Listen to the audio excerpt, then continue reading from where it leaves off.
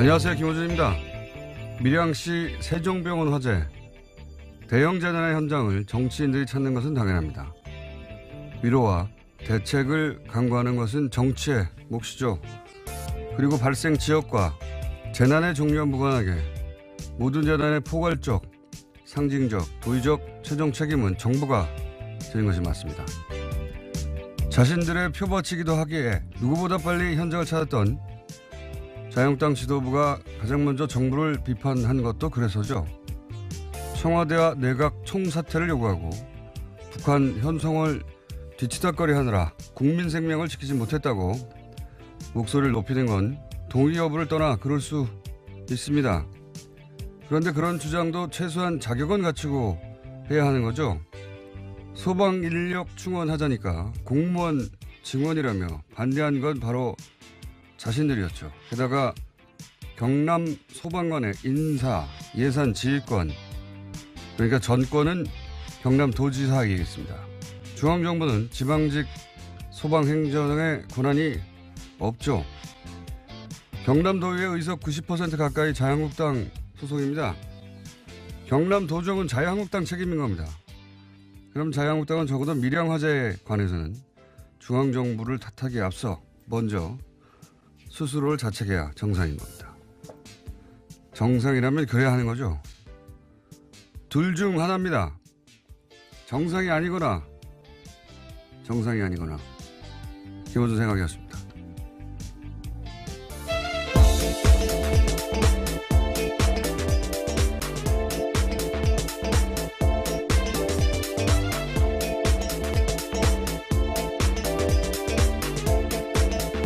시사인의 김은지입니다. 네. 정상이 아니거나 정상이 아니거나 했는데 저희 PD가 그걸 또 못 알아듣고 나름의 유머인데 바보예요. 날뛰고 있어요 지금 밖에서. 자, 시사인의 네, 했습니다. 또 했어요? 예. 정상이 아니거나. 정상이 아니거나. 네. 자, 첫 번째 뉴스는 뭡니까? 네, 다스 핵심 관계자의 녹취록이 공개됐습니다. 그에 따라서 녹취록에 나오는 140억 원을 둘러싸고 여러 보도들이 나오고 있는데요. 녹취 당사자가 입을 열었습니다. 18년 동안 이상은 회장, 그러니까 다스의 회장 최측근으로 근무했던 김종백 씨인데요. 140억 원은 다스에서 조성한 비자금이다라고 밝혔습니다. 아, 그렇군요. 김종백 씨는 이제 뭐 몇 차례 언론에 등장했기 때문에 아시는 분은 아실 텐데, 처음엔 이제 운전기사로 소개가 됐는데, 사실상 운전기사가 아니라 다스 내의 다양한 업무를 종합적으로 본 내부 사정의 아주 밝은 인사다. 이렇게 얘기해야 되는 게 맞는 것 같아요. 운전만 하는 게 아니기 때문에. 네, 지방과 관계된 다양한 일도 했습니다. 그러니까 모르는 게 없다라고 봐야 될 텐데요. 그런데 이제 그 녹취록 중에 이제 140억이 여러 번 등장하는데 액수가 또 절묘하잖아요. 액수가 절묘해가지고 이것이 BBK로부터 회수한 투자금 140억 우리가 계속 문제 삼았던 그거라고 해석하는 언론도 있고. 왜냐하면 녹취록 그 대목은 굉장히 짧거든요. 네, 맥락을 알아야지만 알아들을 수 있는 이야기이긴 합니다. 네. 그리고 또 이제 그 녹취록 중간에 보면 그 돈을 나눠서 김재정 이상은 각각 당시 최대주 두 사람의 통장에 들어가 있었던 내용이 나오니까 아, 이건 도곡동 땅 매각 대금이다라고 해석하는 언론도 있었고요. 근데 이제 그렇게 해석이 엇갈리니까 그 녹취록의 주인공, 그러니까 통화를 한 당사자죠. 당사자 그 김종백 씨가 그게 아니라 이것은 정호영 특검 때 나왔던 120억 플러스 그 이전에 한 20억 정도의 또 비자금이 있었는데 그걸 얘기하는 거다. 네, 당사자가 직접 밝힌 겁니다. 본인이 대화 도중에 등장했던 그 해당 부분은 그런 맥락에서 등장한 거라고 지금 이제 해설을 해준 건데, 저는 어느 쪽이어도 그 돈이 전부 이명박 전 대통령이 회수하려고 했다. 이게 핵심 키포인트라고 봐요. 그러니까 돈의 성격도 물론 중요한데 그 돈을 결국 그 돈의 주인이 결국 이명박 전 대통령이었다. 이게 핵심이죠. 예. 네, 이시영 씨를 통해서 이명박 전 대통령이 회수하려고 했다라고 김종백 씨가 해설하고 있습니다. 그러니까요. 여기서 이제 만약에 120억 플러스 120억 비자금이었다면 이제 이명박 전 대통령 횡령에 혐의를 받게 되는 것이고요. 도곡동땅이었다면 이제 차명 소유 문제가 되는 거고 BBK 140억은 대통령 권한으로 그 자기 재산을 찾으려고 공권력을 이용한 거니까 직권남용 부분. 네, 현재 수사가 진행 중입니다. 예. 어느 쪽이든 걸립니다.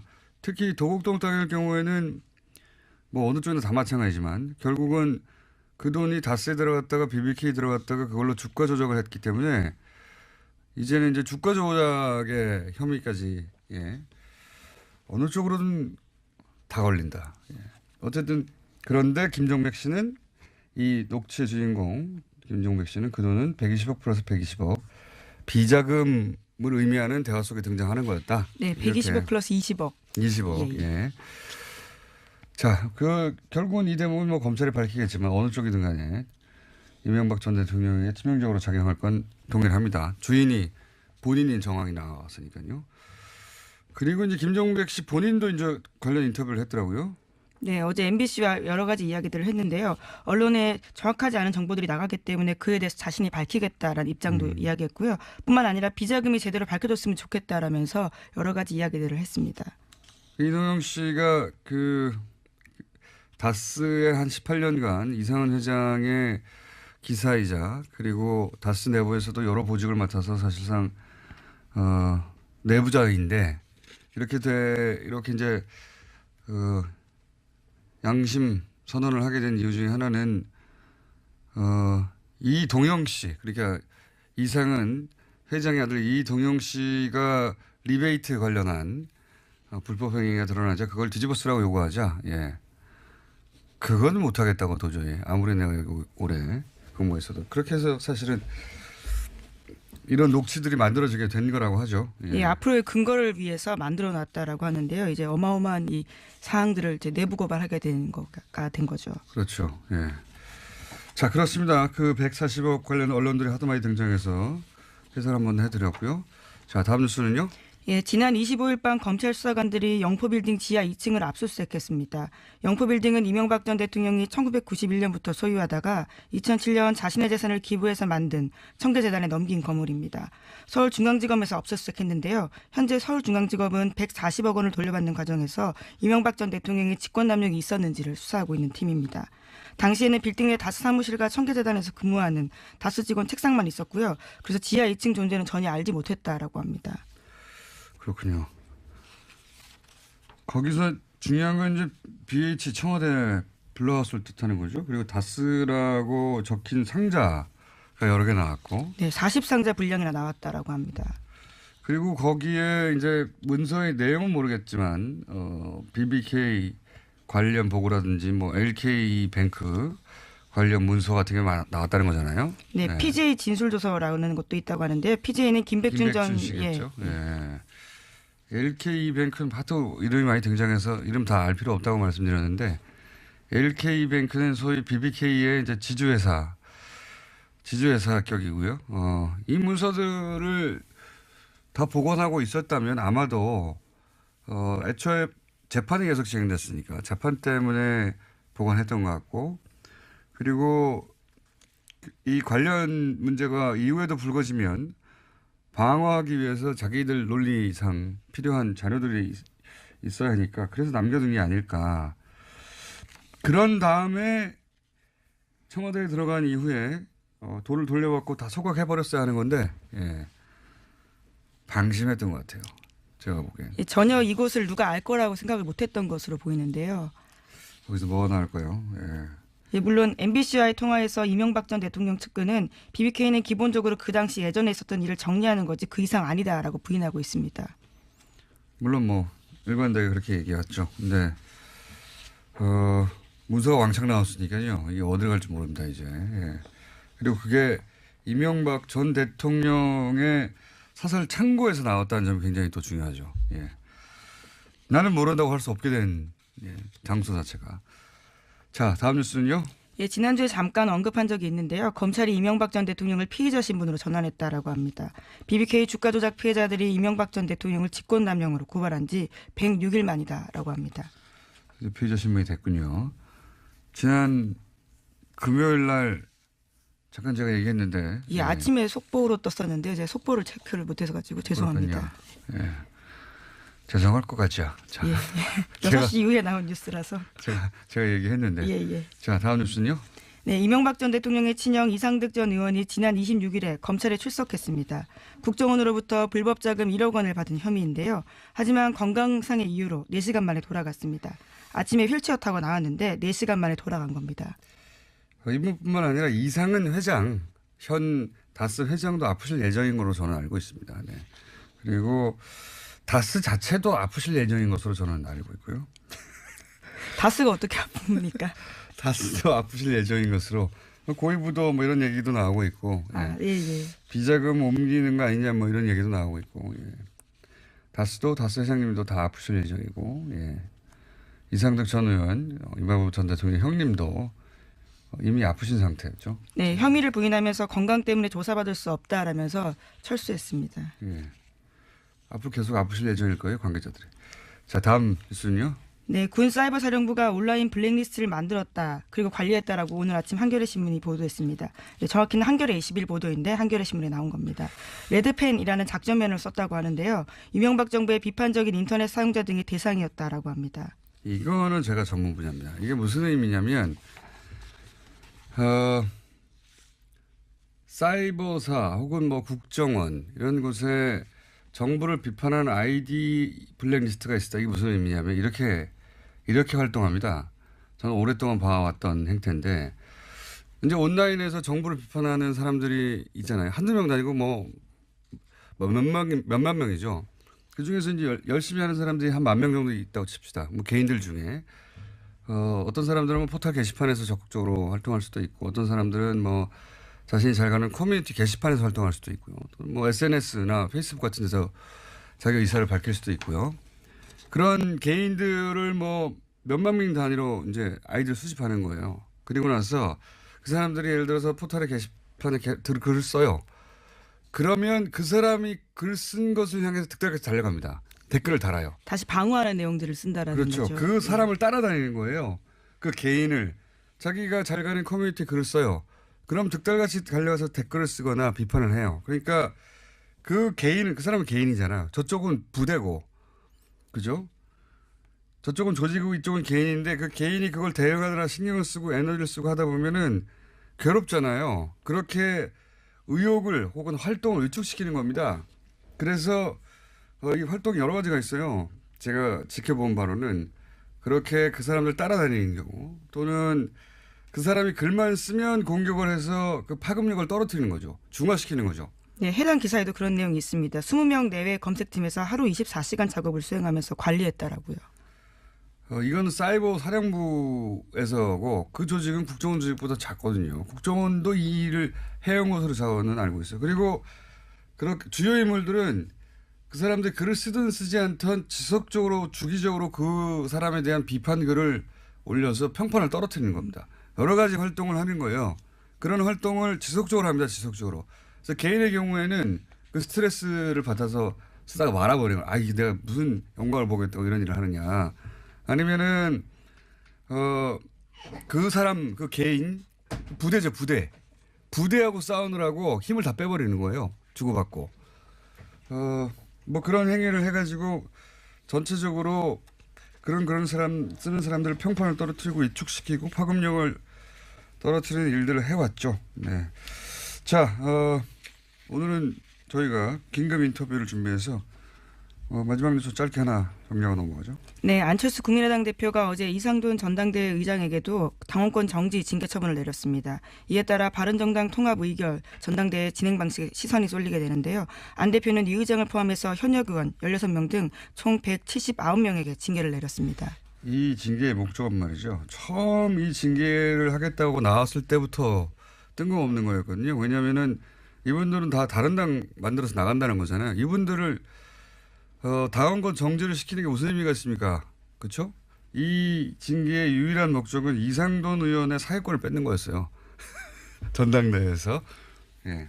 네, 어쨌거나 명시적인 주 이유는 창당 발기인데 참여라고 하는데요. 이상돈 의원은 여기에 이름을 올리지 않았다라고 합니다. 유일한 목적은 이상돈 의장이죠. 의장. 예. 전당대 의장의 사회권을 뺏는 게 목적이었지 나머지 분들은 다 의미 없는 겁니다. 178명의 명단은. 그래서 저희가 모셨습니다. 예. 이상돈 의원을 저희가 처음으로 스튜디오에 직접 모셨습니다. 자, 지금까지 김은지였습니다. 감사합니다. 네, 바로 이어가겠습니다. 안철수 대표가 179명 징계했는데 전당대 의장 이상돈 의원도 포함돼서 저희가 직접 모셨습니다. 안녕하십니까? 네, 안녕하세요. 네. 처음 뵙습니다. 네. 네, 전화만 하다가 네. 반갑습니다. 네, 징계를 당하셨어요? 뭐 징계 당해도 뭐 당한 기분도 안 나고요. 뭐 관심도 없습니다.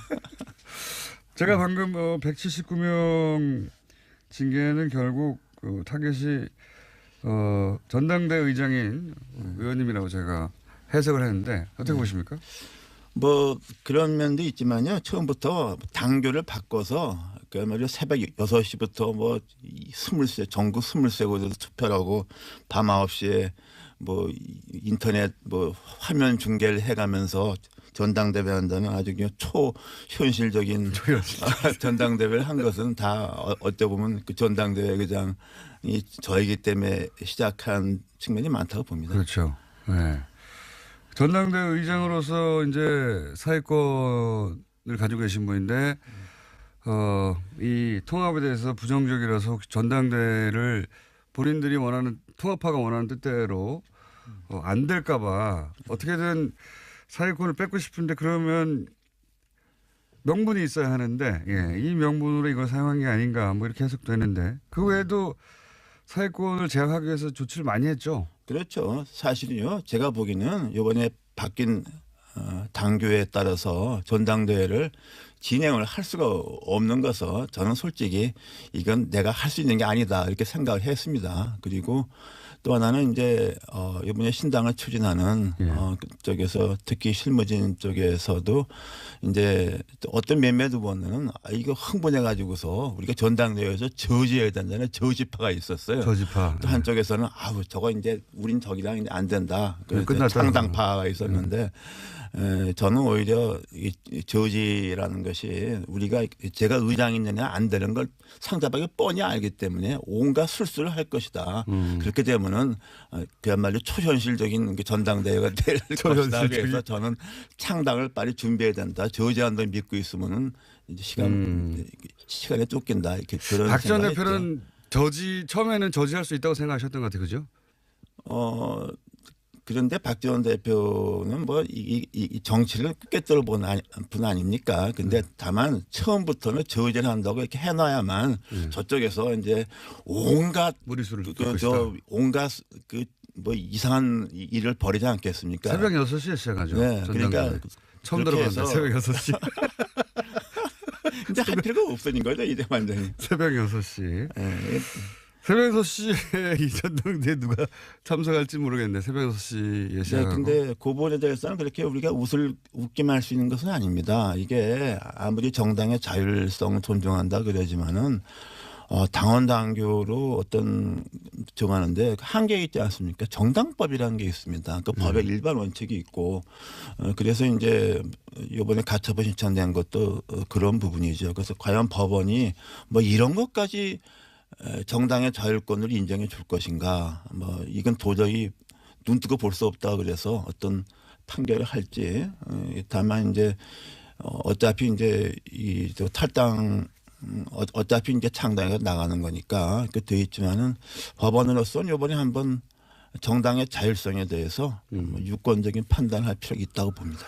그 당원들 자격, 그러니까 소위 모집단을 줄이기 위해서 당원들 자격을 뭐랄까요, 의도적으로 이렇게 모집단을 줄여서 뭐 전화 통화도 많이 하고 했다고 얼핏 들었는데 무슨 일이 있었나요? 당원들 그 대표 당원으로 등재했던 한 10,000명 이상 되는 것 같다가 다 전화해서 뭐 전화가 안 되면 연락풍통 같은 거에서 뭐 배제한다든가 또 심지어 좀 성향이 안 맞는 것 같으면은 뭐 왜 당비를 안 됐느냐 뭐 등등해서 뭐 그런 일을 굉장히 애 많이 썼죠. 그야말로 고생했습니다.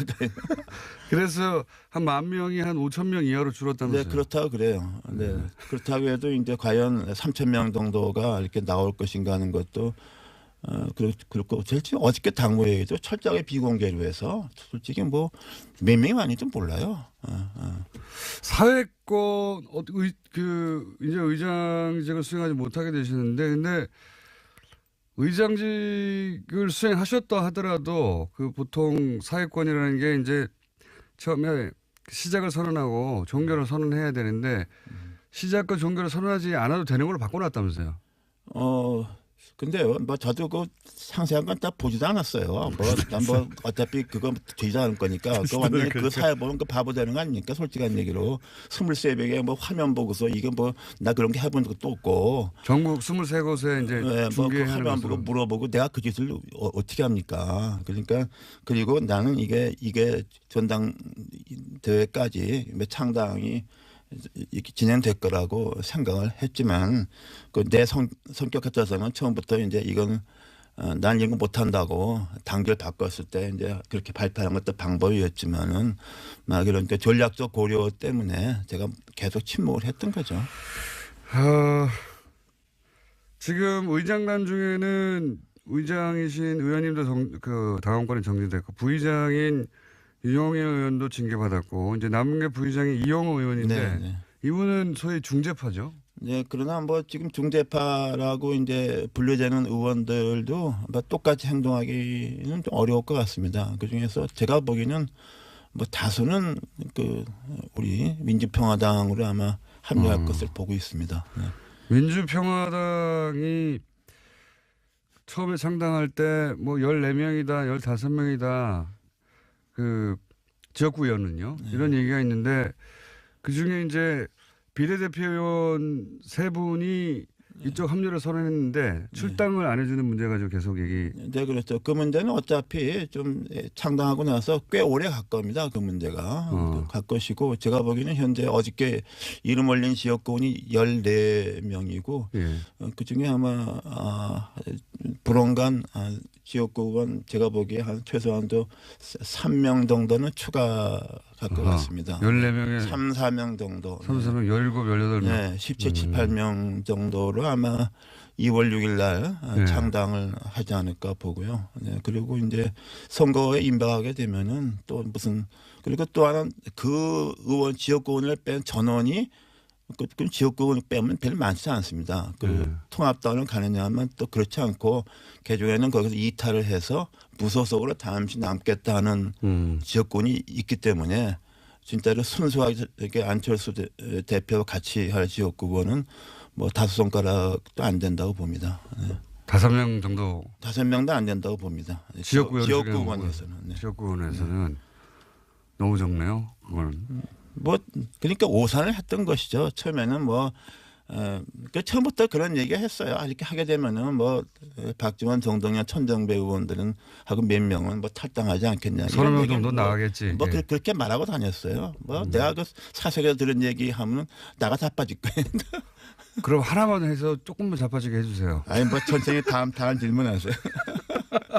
사석에서는 그 몇 명 나가겠냐. 뭐 그렇게 생각했던 거죠. 그리고 창당을 쉽게 할 수 있겠느냐. 근데 저는 그렇게 보지 않았어요.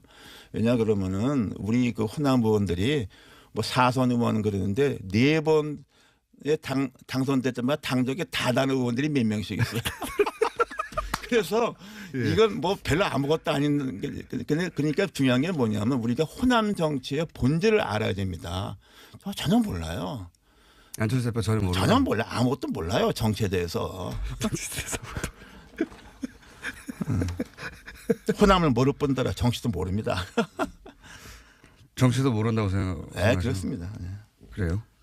그런데 정치를 모른다고 이제 평가하셨는데 이렇게까지 이제 다들 보기에는 무리수가 아니냐. 네.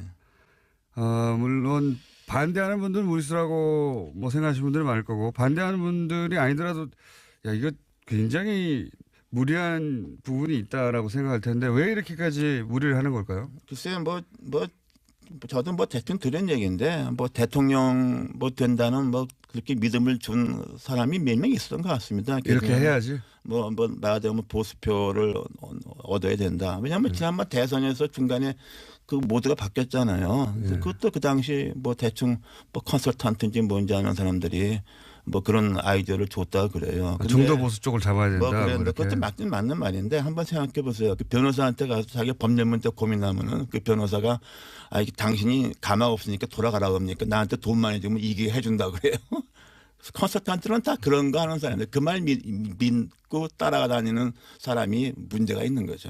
저는 그렇게 봅니다. 그리고 지금 이제 호남 베이스로 대권이 어려우니까 그렇지 않겠나 하는데 그건 황당한 꿈이라고 생각하죠. 네. 왜 황당한 꿈이라고 생각하십니까? 현실성이 아닙니다. 보수에서 그렇게 보수 만만하게 보는 게 아닙니다. 절대로 그렇지 않아요. 지난번 대선에 봤잖아요. 내가 그때 대선 때 내가 창당을 했습니다. 비문연대 반문연대 절대로 안 된다. 한국의 보수는 뿌리가 깊다. 가로가도 모르가도 25%는 나온다 말이야. 이거 다 맞잖아요. 네. 그 안철수 대표는 지금 호남만으로는 이제 다음 대권도 어렵다고 보고 조금 그 상처를 입더라도 호남의 일부 이제 중진 의원들은 떨궈내고 그리고 보수하고도 손을 잡고 그래서 가운데서 이렇게 새를 부르려고 하는 그런 의도였던 것 같은데 생각보다는 많이 떨어져 나가고 있고 그리고 의원님 보시기에는 보수도 그렇게 손쉽게 손잡아주지 않을 것이다 이런 말씀이십니까? 그렇죠. 그리고 처음에는 이거 동서화합으로 모두를 잡았잖아요. 이원주 의원이 화개장터에서 유승민 안철수가 만나서 동서 영원한 화합한다 그랬는데 지금 돌아가는 형상은 유승민 대표는 자기 뜻과는 다르게 TK에서는 배신자로 찍혀 있지 않습니까? 그 안철수 대표는 완전히 호남을 배신한 정도가 아니라 욕보인 사람으로 돼 있잖아요. 영원함이 화합이 아니라 영원한 배신자의 화합돼 버렸잖아요. 그러니까 무슨 시너지 효과가 나옵니까? 나 이게 얘기가 안 되는 거예요. 그래도 유승민 대표 입장에서는 사실은 당이 위기에 처했는데 이 정도면 아주 큰 이익이 남는 결합 아닙니까? 저는 정의당이 비가정 육석 가지고 황당당한 자기 철학을 내지 않습니까? 나는 유승민 대표가 악수를 뒀다고 봐요.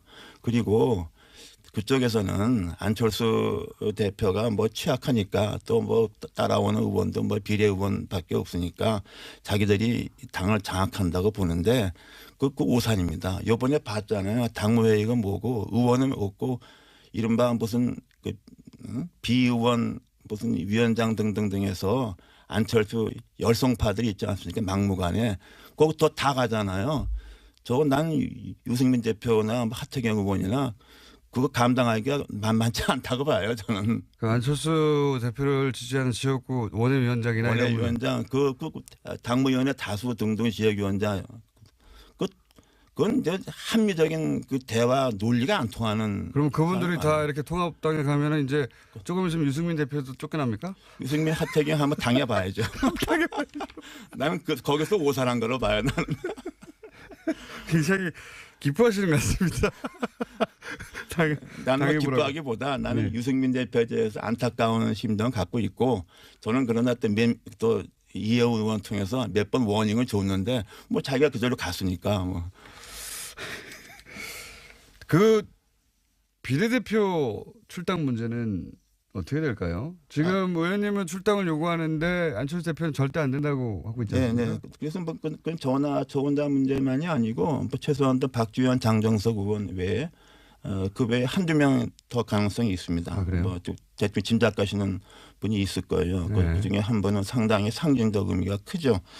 그것은 아마 그 신당에서 민주평화당과 공식적 요구를 할 테고 조금 시간이 걸리겠죠. 그러나 저는 그때 거기 창당 이런 거 할 때 우리 비례의원 문제는 고려하지 말아라. 그거 고려하면 안 된다. 그래서 그 개문 발차라고 표현하지 않습니까? 그리고 저는 개의치 않아요. 개의치 않는다는 거는 그렇게 이제 당 소속은 새로운 통합개혁신당인가요? 그 통합개혁신당 소속이 됐을 텐데 거기 에서 계속 이렇게 안철수 대표에 대한 비판의 목소리를 내실. 아니 뭐 제가 그렇다고 해서 뭐 사실상 그 당원도 아닌 상황이니까 뭐 이렇게 민주평화당에서 뭐 이렇게 뭘 활동한다는 것 그것도 우스운 거 아닙니까 사실은. 그러니까 뭐 심정적으로 뭐 좀 그쪽에 매우 가까운 심정적 무소속이 되는 거죠. 심정적 무소속. 당 소속은 공식적으로는 통합신당에 속해 있겠지만 그러면 형식적으로 통합신당. 예, 네, 네. 형식적으로는 예, 형식적으로 그 소속에서 계속 그 통합신당에 대해서 비판의 목소리를 내실 수도 있겠네요. 아 제가 언제 뭐 대통령도 그냥 연거푸 그냥 맨날 작살을 냈는데 뭐 못할 말이 뭐 있습니까? 그쪽에서는 의원님을 놔주는 게 더 플러스 아닙니까? 글쎄 모르겠어요. 그러니까 거기에 정상적인 판단이 안 되는 집단이에요. 네. 그렇다면 이런 일이 생기지 않죠. 어떻게 국회의원이 우리나라 헌법재판소 판결에 의해서 헌법기관입니다. 개개인이. 합당형 보고는 국회의원의 당적의 변화가 생기는 걸 갖다가 의원총회 뭐 당원 단계 그까짓 필요도 없습니다. 그거는 기본적인 원리예요. 정당 정치, 의회 정치의 기본입니다. 의원총회 한 번 안 하고서 의원총회 반대했잖아요. 다수가. 그런 놈의 일이 어디 있습니까? 그러니까 이건 뭐 정치 집단이라 볼 수가 없어요. 우리가 이렇게 토론하는 거 이게 입이 더러워지는 겁니다. 이게. 알겠습니다. 오늘은 여기까지 하고요. 이렇게 통합을 결국은 이제 거의 마지막 요식 행위에 가까운 전당대회 정도만 남겨두고 통합이 이루어질 것 같은데요. 그죠? 이루어지겠죠? 네. 예. 이루어질 것 같은데 이 통합을 성사시키는 데는 결국 안철수 대표의 의지가 가장 중요한 역할을 한 것 같은데. 그렇죠. 안철수 대표의 의지가 이 모든 걸 만들어낸 거죠. 네, 그렇죠. 네. 그게 일종의 그런 것이 한 번 꽂히면 그냥 거기서 그냥 몰두하는 막 그런 성격이 있죠. 네. 안철수 대표를 그러면 이 통합을 성공시키기 일보 직전에 안철수 대표를 한마디로 평가하시죠. 마지막으로. 글쎄요, 뭐 제가 볼 때는 뭐 정치적 소양도 없는데 어떻게 해서 일시적으로 몇 년 동안에 좀 국민들한테 과분한 기대를 받았던 것이죠. 이제 뭐 지난번 대선 과정을 통해서 뭐 그 좀 다 벗겨졌다고 봅니다. 이제 우리가 이제 마지막으로 벗겨진 모습을 보는 거죠. 네. 앞으로 이 통합 당에 가셔서도 인터뷰를 자주 하시게 될 첫 번째 의원이 아니실까. 네. 생각이 듭니다. 잠시 후에 하태경 의원 바로 이어서 들어올 텐데 혹시 하태경 의원한테는 하실 말씀 없으십니까? 글쎄 내가 볼 때는 이렇게 쉽게 생각하지 말라고 싶어요. 내가 하태경은 엊그저께 무슨 뭐 저하고 뭐 다른 비례하고는 좀 다르다고 생각하는데 그리고서 마치 뭐 이제 통합하게 되면 안철수 대표 빠진다고 생각하는데 저는 그건 좀 잘못된 생각입니다. 안철수 대표 아까 말씀 뒤로 빠져 있지 않은 것이다. 저는 절대로 그렇지 않고 그럴 수가 없어요. 네. 그럴 수가 없는 지금 상황이 돼 있습니다. 너무 쉽게 생각하는 거예요. 그래요. 네. 알겠습니다. 오늘 여기까지 듣겠습니다. 지금까지 아직까지는 국민의당 이상돈 의원이었습니다. 감사합니다. 네. 자, 하태경 최고위원 오늘 여차저차한 사정으로 월요일 날 나왔습니다. 여차저차 자세히는 뭐 아니 오늘 이상돈 의원님 나온다 그래서 제가 바로 뒤에 이상돈 의원님이 좋은 얘기 할 리가 없기 때문에 보완 설명 드리러 나왔습니다. 우선 이상돈 176명 징계가 이상돈 의원의 전당대 사회권을 박탈하려고 한 거라는 건 맞잖아요. 그 질문 나올 줄 알았어요. 나올 줄 알았는데 그거 제가 당연한 거 이제 아닙니까? 이상돈 의원님 잘 아는데 이상돈 의원님은 징계 해도 문제 안 해도 문제예요. 무슨 이야기냐면 그분이 오늘 뭐 제가 오전에 듣기도 했고 저랑 같은 상임위 옆자리예요. 같이 이야기를 해보면 굉장히 젠틀맨이고 진흙탕 싸움에 본인이 들어간다는 것 자체를 잘 견뎌하기 힘든 분이에요. 원래 학자셨으니까요. 네, 그래요. 그리고 원래 그렇기 때문에 제가 볼 때는 그 만약에 징계를 안 했으면 본인도 굉장히 고통스러웠을 것이고 동시에 또 그때 그래도 공격해요. 그러니까 저쪽은 딱 답이 정해져 있기 때문에 답정너기 때문에 징계를 하면 하는 대로 공격, 안 하면 이간질. 아니, 제가 다른 질문이 아니라 징계를 하는 거는 당권파의 마음인데 제 말은 176명 징계를 했던데 그 이유가 이제 창당대회 참석하고 뭐 이런 거 해당 행위 명분상으로 충분하죠. 근데 실질적으로는 다른 당으로 간다는데 당원권 정지 2년 이게 무슨 의미가 있습니까? 아무 의미가 없는데. 아니 근데 현실적 실용적인 의미는 크지 않을 수 있지만 상징적인 의미. 당의 기강을 잡는 당의- 차원에서 아니 그거는 당의 기강이 해야 지금 돼요. 그렇게 한다고 잡힙니까? 아 왜냐하면 그것도 안 하면 당도 아니에요. 그럼 해산해야 돼. 당을 없애야 돼. 그걸 알겠어요. 네, 네. 알겠는데 진짜 목적은 이상돈 의원. 근데 당장- 이상돈 의원이 사회를 보더라도 결국 전당대회는 가게 돼 있어요. 그래서 그게 아마 이상돈 의원을 그런- 생각해 준 게 아니냐. 그런 의미가 없다고 보십니까? 아 왜냐하면 이상돈 의원이 사회 보면 저분이 소집도 했잖아요. 그러니까 보냐 안 보냐 엄청 그 싸움을 말려야 되고 본인은 완전히 진흙탕 싸움에 이상한 사람 되고 그러느니 차라리 해준 게 이상돈 의원 입장에서는 고맙다고 생각할 것 이상돈 같아요. 의원을 위해서 그렇게 했다. 예. 이상돈 의원 입장에서는 그러니까 예. 서로 이해관계는 다르지만 결국은 뭐 그렇게 서로한테 해가 알겠습니다. 되는 결과는 아니다. 알겠습니다. 이렇게 실드를 치시는데. 이상돈 의원 제가 잘해드릴게요. 예. 그분은 원래 우리 저기 새누리당 출신이에요. 그러니까 뭐 안철수 출신이라기보다는 예, 지난 2012년에는 또 박근혜 후보의 당선을 위해서 노력 했었죠. 예, 노력 했고. 근데 무슨 이야기냐면은 하셨는데 중간에 잘못 틀어져서 그렇죠. 헤어졌죠. 네, 4대강은 뭐 이렇게 문제를 많이 삼았지만 4대강은 처음부터 반대하셨고. 다른 문제는 다 보세요. 제가 많이 배웁니다. 같은 상임위하면서. 그래서 저희들 입장에서는 아니, 그러니까 보수임에도 불구하고 이 합당을 반대하는 것은 안철수 대표에 대해서 기본적으로 그런 자질이 없다고 판단합니다. 반안이죠. NT안이죠. 예. NT안이 NT 하나, NTU는 꼭 아니잖아요. 그래서 저희들이 NTU는 아닌 것 같고요. 예. 아니에요. 그래서 예. 저희들 하지만 같이 있는 데는 못 가겠다는 말씀이신 것 같은데. 그렇죠. 예. 못 오겠다는 것인데 그럼 출당해 줘야죠. 아니 와서 안 보면 되지 그럼. 안 보면 되지. 그리고 이제 당 안에 있다고 해서 뭐 계속 보란 이유가 보면 없고. 되지. 그러니까 그 지금 합당하고 나서 그 소위 이제 반대파 한 서너 분 정도를 출당을 안 하시는 쪽으로 유승민 대표도 바꿨습니까 입장을? 안철수 대표 입장 존중하기로 했어요. 왜냐하면 지금 존중하기로? 사실 우리가 지금 적전 분열할 수는 없고 솔직히 아니, 지금은 말씀드리면 그런데 내 말은 합당하고 나서 설득할 시간이 필요하다는 거지. 유승민 대표나 이해운 전 대표나 정병욱 대표나 다 잘 알잖아요. 네. 그래서 우리도 적어도 공들일 시간이 필요하지 않냐. 이렇게 일단 합당 시켜놓고 그분들 설득하다 안 되면 하다 안 되면 그럴 시간이 필요하다는 그때 거죠. 가서 지금은 다른 당이기 때문에 뭐 어떻게 이야기하는 것도 어렵지만 같은 당이 되면 같은 식구이기 때문에 같은 당 되고 나서 이분들이 가만히 있을까요? 계속 당에 대해서 뭐라고 할 텐데. 다 수용하죠.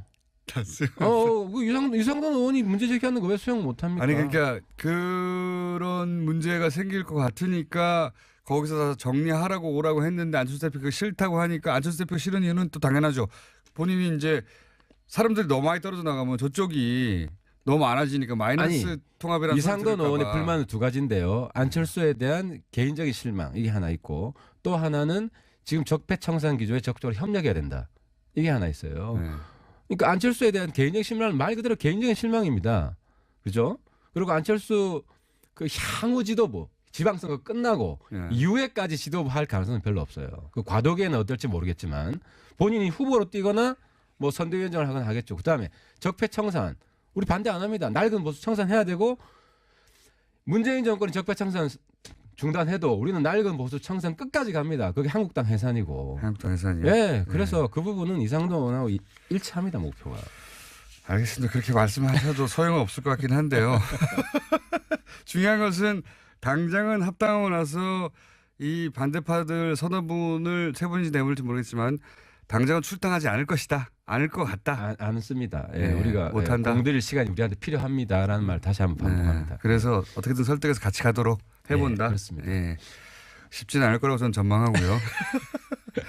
안철수 대표가 본인은 당대표 안 한다고 그랬는데 유승민 대표가 같이 공동대표 하자고 하는 상황은 어떻게 정됩니까? 그 부분이 숙제입니다.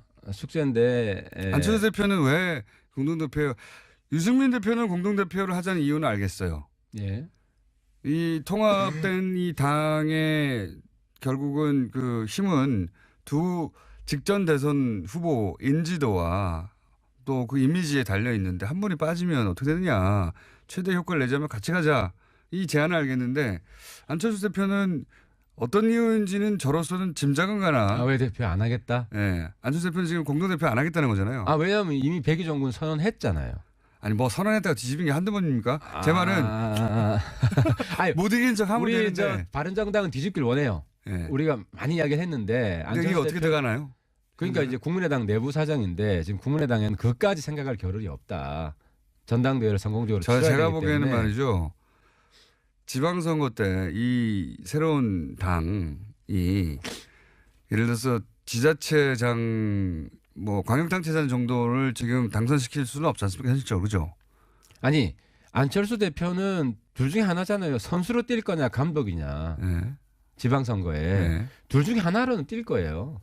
지방 그러니까 대표가 아니면? 백의종군 바로 선수로 뜁니다. 그러니까 뭐 예를 들어 선수로 뛰게 해야 됩니다. 우리 입장에서는 서울시장 예를 어디든 들어서 간에. 후보가 되거나 아니면 공동 당대표가 되거나 어디든 간에. 둘 중에 하나는 할 것이다. 그래서 저는 안철수 대표는 반드시 지방선거에 투입해야 됩니다.